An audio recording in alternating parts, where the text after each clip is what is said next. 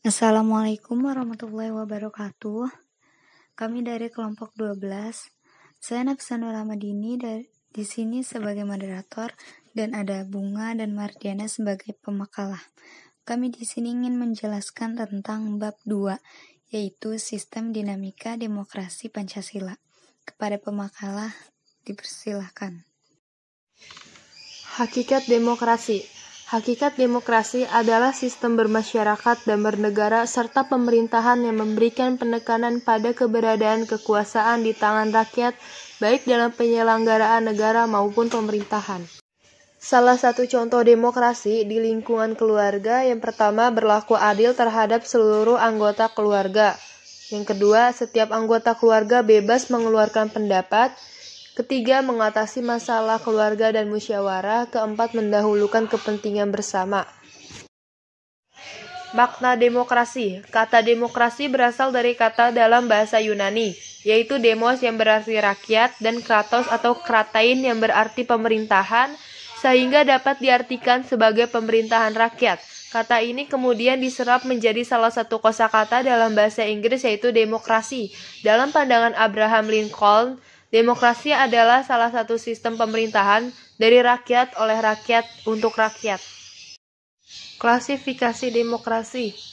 A. Berdasarkan titik berat perhatiannya. Demokrasi formal dianut negara liberal.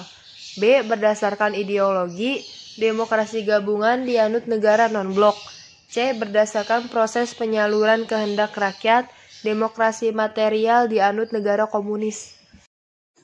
Berdasarkan ideologi demokrasi konstitusional atau liberal, yaitu demokrasi yang didasarkan pada kebebasan atau individualisme. Demokrasi rakyat protelar, yaitu demokrasi yang didasarkan pada paham Marxisme komunisme. Berdasarkan proses penyaluran kehendak rakyat, demokrasi langsung yaitu demokrasi yang mengikutsertakan warga negara untuk menentukan kebijaksanaan umum negara atau undang-undang secara langsung. Mengapa demikian? Di dalam jenis demokrasi ini, rakyat sebagai tokoh utama dari demokrasi mempunyai kebebasan secara absolut untuk hal memberikan pendapatnya dalam setiap hal. Secara lebih lanjut, semua pendapat atau apresiasi rakyat dimuat dengan cepat dalam suatu pertemuan tertentu. Contoh demokrasi secara langsung yaitu pemilihan umum. 2. Demonstrasi atau unjuk rasa. Yang ketiga, pemilihan kepala desa. Yang keempat, pemilihan OSIS. Dan demokrasi tidak langsung yaitu demokrasi yang dilaksanakan melalui sistem perwakilan. Untuk menyampaikan pendapatnya, rakyat diharuskan menyampaikan pendapat tersebut kepada perwakilan rakyat. Kemudian perwakilan rakyat itulah yang meneruskan pendapat rakyat pada musyawarah. Contohnya demokrasi tidak langsung itu ada pembuatan undang-undang, pemilihan ketua umum Dewan Perwakilan Rakyat, dan pemilihan ketua rukun tetangga. Prinsip-prinsip demokrasi. 1. Menyelesaikan perselisihan dengan damai. 2. Menyelenggarakan pergantian pemimpin secara teratur. 3. Membatasi pemakaian kekerasan sampai minimum. 4. Menjamin tegaknya keadilan. Dan 5. Adanya peradilan bebas dan tidak memihak. Periodisasi perkembangan demokrasi Pancasila. Yang pertama, masa Republik Indonesia I, yaitu pada tahun 1945 sampai dengan 1959, yaitu masa demokrasi konstitusional yang menonjolkan peranan parlemen serta partai-partai dan yang karena itu dapat dinamakan demokrasi parlementer.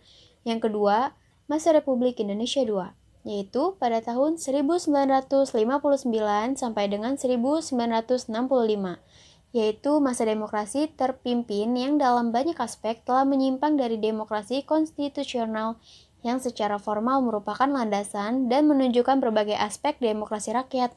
Yang ketiga, masa Republik Indonesia III, yaitu pada tahun 1965 sampai dengan 1998, yaitu masa demokrasi Pancasila yang merupakan demokrasi konstitusional yang menonjolkan sistem presidensial.